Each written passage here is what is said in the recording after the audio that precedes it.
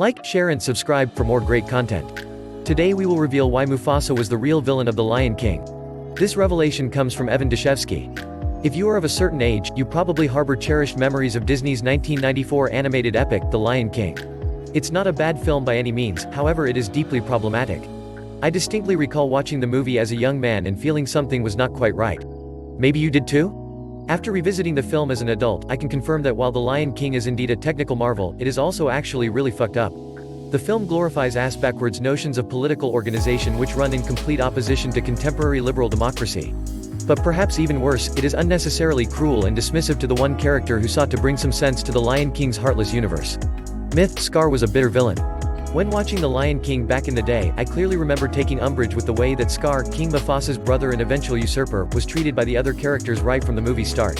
When we are first introduced to Scar, he is berated by both Mufasa and his annoying sycophant Zazu for missing newborn Simba's presentation ceremony, the whole initial circle of life scene.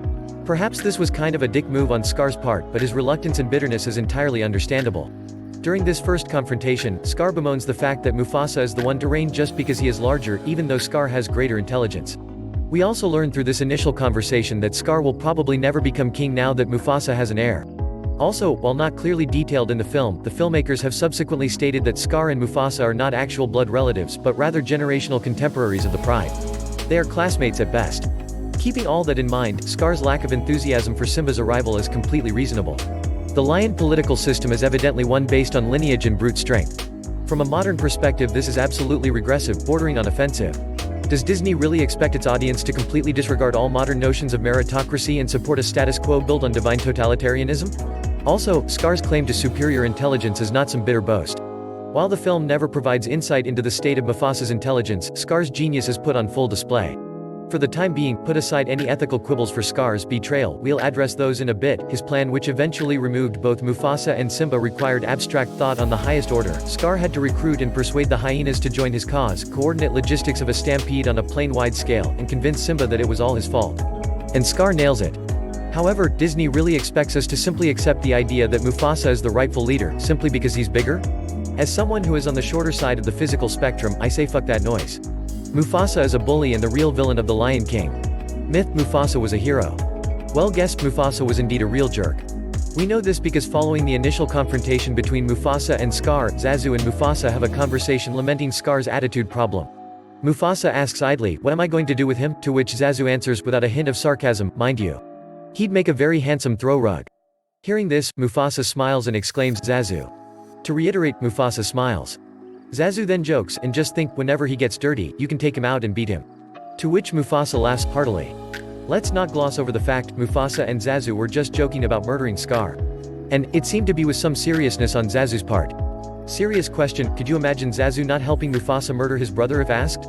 Conspiracies begins with joking around before things gets real. Also keep in mind that while Mufasa is toying with the idea of murdering and skinning his supposed friend, Scar had just walked away from the scene. This is important to note. Let us consider the fact that Scar actually caught wind of this exchange.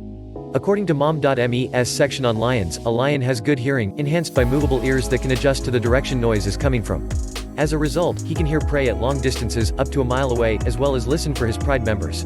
Remember, Scar had scampered away from the scene less than a minute before all the murder talk started, so he was definitely within a lion's earshot.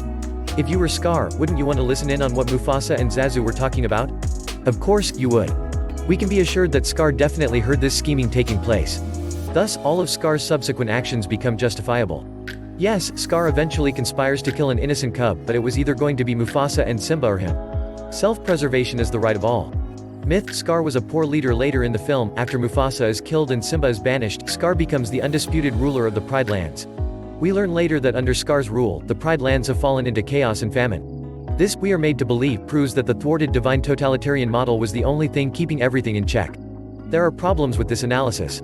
First, is the film really suggesting that everything turned topsy-turvy because certain undesirables, i.e. the hyenas, were freed from their designated place in society, i.e. the Shadowland? Second, we can't say with any certainty that Scar's rule was at fault. To move forward with this question, we must attempt to get a hold on how long Scar was actually in charge, because it's not well defined by the film.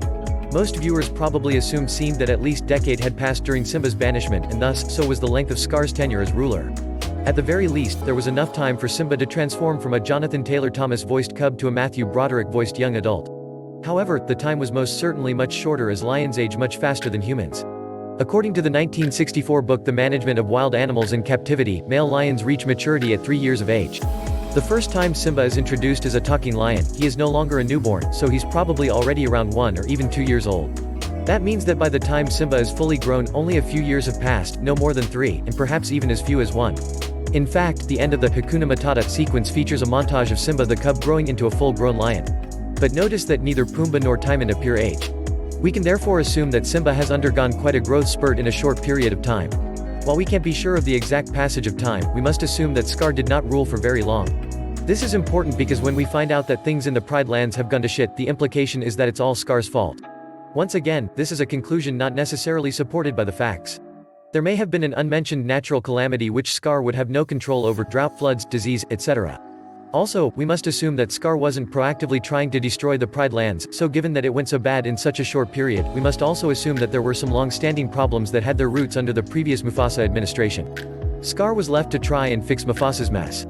At the conclusion of the film, after Scar is deposed by the vengeful Simba, we are given a glimpse of a renewed Pride Lands in which Simba presents his newborn son to the world. Considering that the average gestation period for lions is only 3.5 months, this event isn't necessarily that far in the future. The film would, of course, like us all to believe that Simba fixes everything due to fulfilling his divine destiny.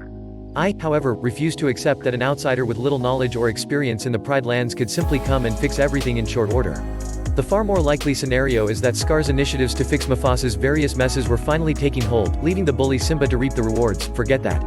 Now that Disney has decided to go forward with a live-action Lion King remake, I hope they will flip the script in order to correct one of cinema's greatest wrongs. So what did you think? Do you agree that Mufasa was really the villain? Let us know what you think in the comments. Like, share and subscribe for more great content like this. And catch you in the next one.